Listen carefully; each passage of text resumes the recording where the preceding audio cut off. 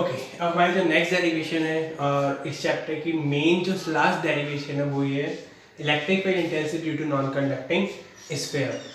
ये जो डेरिवेशन है, इस डेरिवेशन में भी फर्स्ट और सेकंड पार्ट तो कंडक्टिंग की तरह ही रहता है, बट चेंजेस आ जाते हैं थर्ड पार्ट में। यहाँ पे कांस्टेंट हम लोग यूज करेंगे। सबसे पहले देखते हैं स्फीयर। ये हमारे पास अंदर वाला जो है वो स्फीयर है, जिसकी रेडियस कितनी है आर। जिसकी रेडियस कितनी है आर। हम एक पॉइंट हम लोग ले रहे हैं कितने डिस्टेंस पे, स्मॉल आर डिस्टेंस पे। ये डिस्टेंस कितनी है स्मॉल आर, और ये डिस्टेंस स्मॉल आर और हम यहाँ पे क्या ले रहे हैं सरफेस। स्फीयर पे एक ही सरफेस लेंगे क्योंकि इसकी ज्योमेट्री क्या होती है सिमिलर होती है, सेम होती है सब जगह से। तो एक तो ई वेक्टर ले लिया हमने और एक ds सरफेस ले लिया इस डायरेक्शन में। ये कितने डिस्टेंस पे सेंटर से स्मॉल आर डिस्टेंस पे। तो let this point be O and this point be A। जैसे हमने कंडक्टिंग वाले में किया था, हमने क्या किया था कि 3 पॉइंट लिए थे, एक सरफेस के बाहर, एक सरफेस के ऊपर और एक सरफेस के अंदर, किसके स्फीयर के।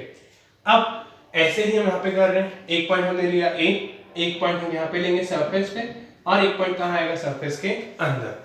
बट अब क्या होगा कि ये जो चार्ज है ये पूरी वॉल्यूम के अंदर डिस्ट्रीब्यूटेड है। किसकी वॉल्यूम के अंदर?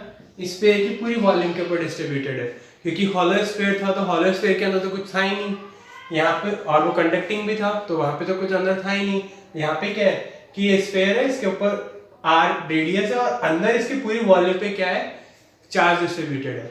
तो चार्ज डिस्ट्रीब्यूटेड होता है तो हमने एक कांस्टेंट पढ़ा था वॉल्यूम चार्ज डिस्ट्रीब्यूशन।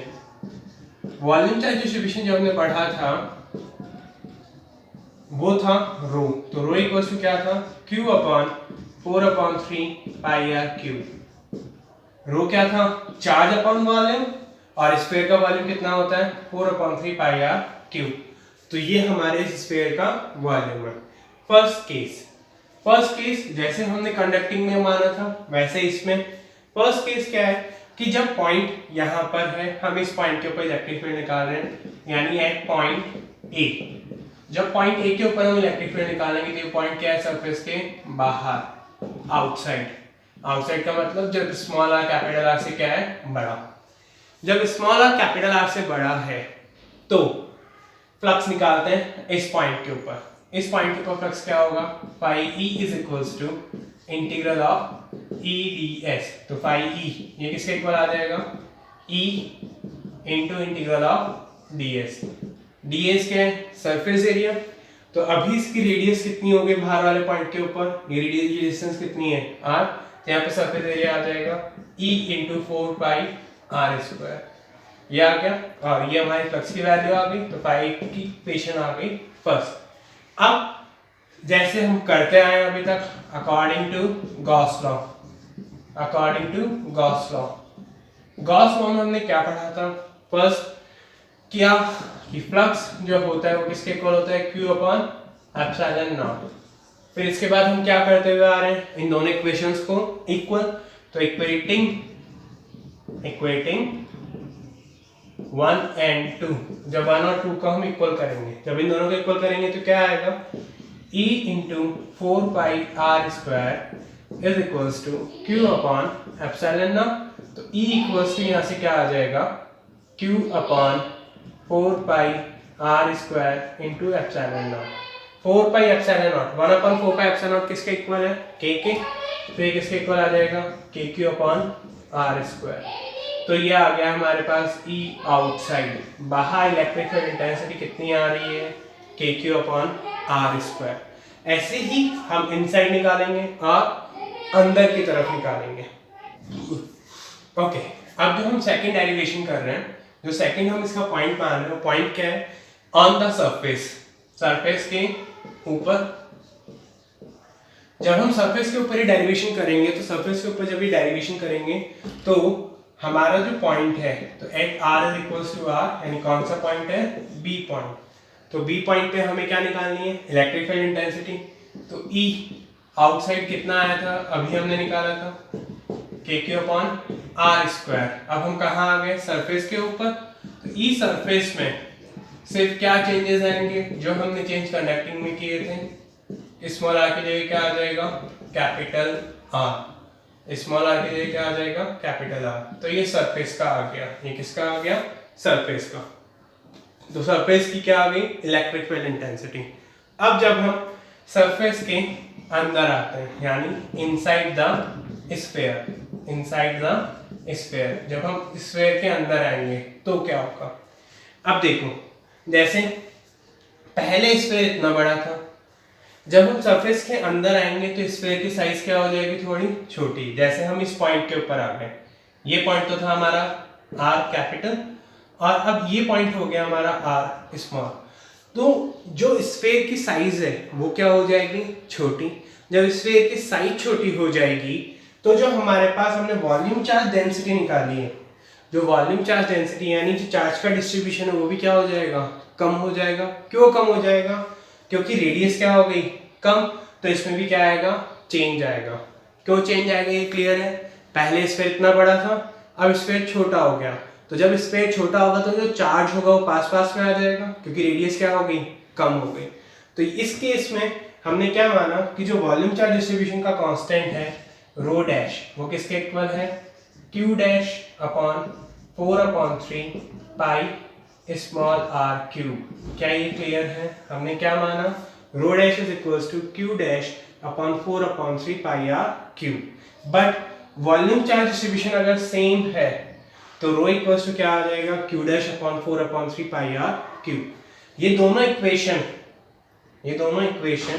किसको रिप्रेजेंट कर रही हैं, वॉल्यूम चार्ज डेंसिटी को। जब इन दोनों को हम इक्वल करेंगे, यानी जब इन दोनों को हम क्या कर देंगे, इक्वल, तो क्या आ जाएगा, q upon 4/3 pi are cube is equals to q dash upon 4/3 pi are cube. तो 4/3 पाई से 4/3 पाई कैंसिल, तो q डैश, तो यहां से q डैश की वैल्यू क्या आ जाएगी हमारे पास, q into are cube upon small r cube. इस q डैश की वैल्यू को हम बाद में यूज करेंगे। क्या ये क्लियर है। चाहे पॉइंट स्फीयर के बाहर हो या अंदर हो, वॉल्यूम चार्ज डेंसिटी क्या रहेगी, सेम, बट किसमें चेंज आ जाएगा, चार्ज में। यहाँ पे चार्ज कितना है, q डैश। सरफेस के अंदर आ गए तो ये पॉइंट इस तरह से यहाँ पे शिफ्ट हो गया, तो सिर्फ हम अब स्फीयर इसको कंसीडर करेंगे, तो इसको स्फीयर कंसीडर करेंगे तो वॉल्यूम चार्ज डिस्ट्रीब्यूशन तो सेम रहेगा, बस चार्ज में क्या आ जाएगा, चेंज। इन दोनों को हमने इक्वल किया, और इक्वल करने के बाद हमने q डैश की वैल्यू निकाल ली। इस q डैश की वैल्यू का अब हम यूज करेंगे। क्लियर है यहाँ तक सबको। ओके, अब जो हमारा तीसरा है वो क्या है, इनसाइड द स्फीयर, r की वैल्यू r से क्या है, छोटी। जब r की वैल्यू r से छोटी है तो जब पॉइंट D पे था, तो एट B के ऊपर जो हमारा वॉल्यूम चार्ज डिस्ट्रीब्यूशन था रो, वो कितना था, q upon 4/3 pi are cube. But जैसे ये पॉइंट अंदर शिफ्ट हो गया तो वॉल्यूम चार्ज डिस्ट्रीब्यूशन तो सेम रहेगा रो, बट चार्ज क्या हो जाएगा, डिफरेंट। तो जो चार्ज डिफरेंट हो गया वो हमने क्या मान लिया, q डैश, और अंदर वाले पॉइंट की रेडियस कितनी है, स्मॉल r क्यूब। क्योंकि रो और रो दोनों ही वॉल्यूम चार्ज डेंसिटी को रिप्रेजेंट कर रहे हैं, तो जब हम इन दोनों इक्वेशंस को इक्वल करेंगे तो q अपॉन 4/3 पाई r क्यूब किसके इक्वल आ जाएगा, q डैश अपॉन 4/3 पाई r क्यूब। 4/3 से 4/3 कैंसिल, तो q डैश किसके इक्वल आ जाएगा, q dash q into small r cube upon capital R cube. ये हमारे पास वैल्यू आ गई q डैश की। ये क्लियर है। अब सेम हम यहाँ पे भी एक पॉइंट एज्यूम कर रहे हैं, यहाँ पे इलेक्ट्रिक फील्ड इस तरफ है और जो सरफेस है हमारा उसकी भी डायरेक्शन इसी तरफ है, क्योंकि पॉजिटिव चार्ज की हमेशा इलेक्ट्रिक फील्ड किधर रहेगी, बाहर की तरफ, और हम स्पेयर पे कहीं पे भी मान सकते हैं। तो हमने पढ़ा फ्लक्स की definition, phi E is equals to integral of E D S. तो ई तो कांस्टेंट था, बाहर आ गया, इंटीग्रल ऑफ डी एस, तो ई into integral of D S. ये हमारे पास आ गया, तो अब डी एस सरफेस एरिया, अंदर वाले सरफेस की रेडियस कितनी है, स्मॉल आर, तो यहाँ पे इसका सरफेस कितना हो जाएगा, e into 4 pi are square. ये एक इक्वेशन आ गई। सेकेंड इक्वेशन कहाँ से आएगी, अकॉर्डिंग टू गॉस लॉ से आएगी सेकेंड इक्वेशन। गॉस लॉ ने क्या कहा कि जो फ्लक्स होता है वो किसके इक्वल होता है, q upon epsilon not. But यहाँ पे चार्ज कितना है अंदर, q डैश, तो जब इन दोनों इक्वेशंस को इक्वल करेंगे तो 1 और 2 को जब इक्वल करेंगे तो क्या आएगा हमारे पास, E into 4πr² is equals to Q dash upon epsilon naught. अब हम क्या करेंगे, जो यहाँ पे Q डैश की वैल्यू हमने निकाली वो यहाँ पे पुट कर देंगे, जो यहाँ पे Q डैश की वैल्यू निकाली वो यहाँ पर पुट कर देंगे। हमने Q डैश की वैल्यू निकाली, वो क्या है, Q डैश, इस इक्वेशन में देखिए यहाँ पे Q डैश की वैल्यू ये है, तो E into 4π small r square is equals to Q dash की वैल्यू है Q into are cube upon capital R cube into epsilon not.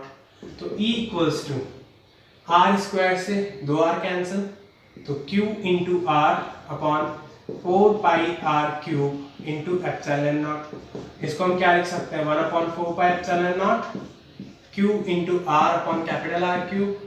1/4π epsilon naught किसके इक्वल है, K के, तो KQ into are upon r cube. ये किसके इक्वल आ गया, इलेक्ट्रिक फील्ड के। किसके इक्वल आ गया, इलेक्ट्रिक फील्ड के।